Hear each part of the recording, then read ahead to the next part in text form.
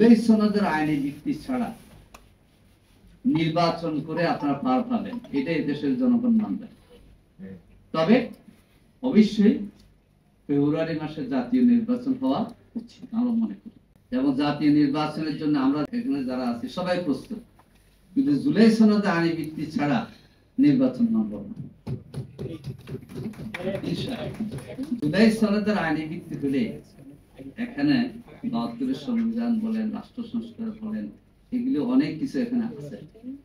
কারণ জুলাই সনদে ৮৪টা পয়েন্ট দিয়েছিল, আমরা জামায়াতে কেন্দ্রীয় নির্বাহী পরিষদের বৈঠকে ৮৪টা অনেক সময় নিয়ে আমরা আলোচনা করেছি। তারপরে আমরা আরো মতামত দিয়েছি যোগ করার জন্য, এইভাবে অন্য গণতান্ত্রিক দলগুলো দিয়েছে। সেই জন্য আমরা মনে করি যে জুলাই জাতীয় সনদের আইনি ভিত্তি দিতে। অনেকে বলেন যে আমরা নির্বাচন করি, ক্ষমতা যায়, যে দলে যাবে সে দলে, কিন্তু অতীতে যারা ক্ষমতায় গেছে তারা কি এটা মনে রাখছে? ক্ষমতায় কে যাবে আমরা বলবো না, আমরা যাবো কিনা আমরা জানি না। ক্ষমতা কে যাবে এটা এই দেশের জনগণের মতের প্রতিফলনের সিদ্ধান্ত হবে। জামায়াত ইসলামী নির্বাচনে আসার জন্য ২ বছর আগে প্রার্থী অর্ধেক ঠিক করে দিয়েছে, আর এখন আমাদের ৩০০ আসনে প্রার্থী আছে। তবে আমরা বলেছি আমাদেরকে যারা ভালোবাসেন, পছন্দ করেন, এমন দল, ব্যক্তি, শক্তি যারাই আছে তাদের সকলকে নিয়ে আমরা ৩০০ আসনে ইলেকশন, জনগণের মতামতের আলোকে যারাই যাবে তারাই। এখন সুষ্ঠু নির্বাচন হলেও তো দেখা যায় বিকালে ভোট বর্জন করে। এখন কালচার দেখা দিচ্ছে ডাকসু নির্বাচন, গণ অভ্যুত্থানের পরে ছাত্রদের বিজয়ের ছিল নির্বাচন, এখন ছাত্রছাত্রীদের ভোটে শিবির বিজয় লাভ করেছে।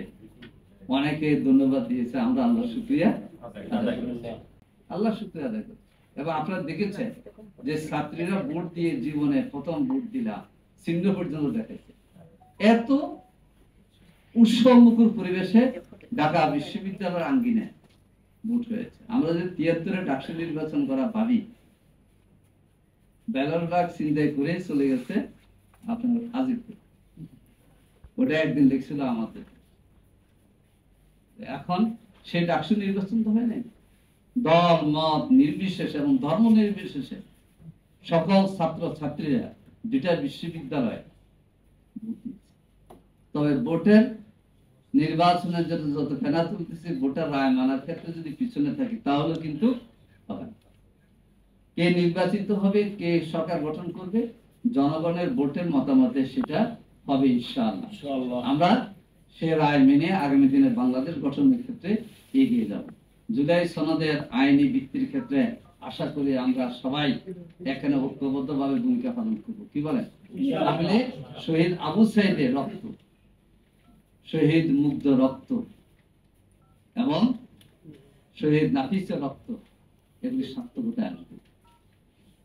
আমরা শহীদদের পরিবারের জন্য সকল দলেই আমরা ভূমিকা রেখেছি। আমরা শুধু নিজেরা ভূমিকা না রেখে কথা বলছি, প্রত্যেক শহীদ পরিবারকে জামায়াত ইসলামের পক্ষ থেকে আমরা প্রথম ২ মাসের মধ্যে ২ লক্ষ টাকা করে দিয়েছি। এটা প্রাথমিক সম্মান। এবং 10টা শহীদ পরিবার,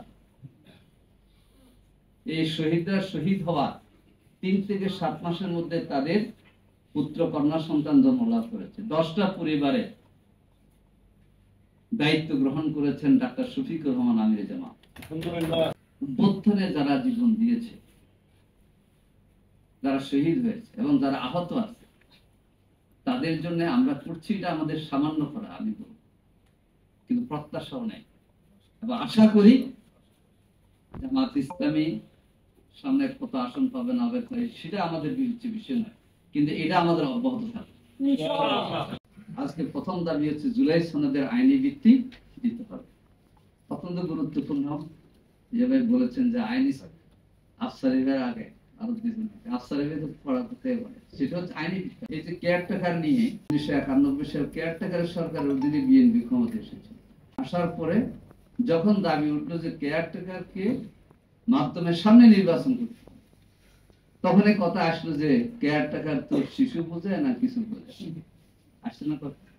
কিন্তু ১৭৩ দিন হরতাল করার পরে এটা সংবিধানে যুক্ত হয়ে গেছে, মানে আছে আপনাদের। আবার আওয়ামী লীগ করলো কি, এই কেয়ারটেকারের মাধ্যমে 2008 ক্ষমতায় আসলো, আসার পর 11 সালে এদের কবর দিয়েছে। আমরা চাই বহু মতের পথের মানুষের এই বাংলাদেশে আমরা সকলকে নিয়ে এই মানবিক বাংলাদেশ গড়ার দায়িত্ব পালন করবো ইনশাআল্লাহ।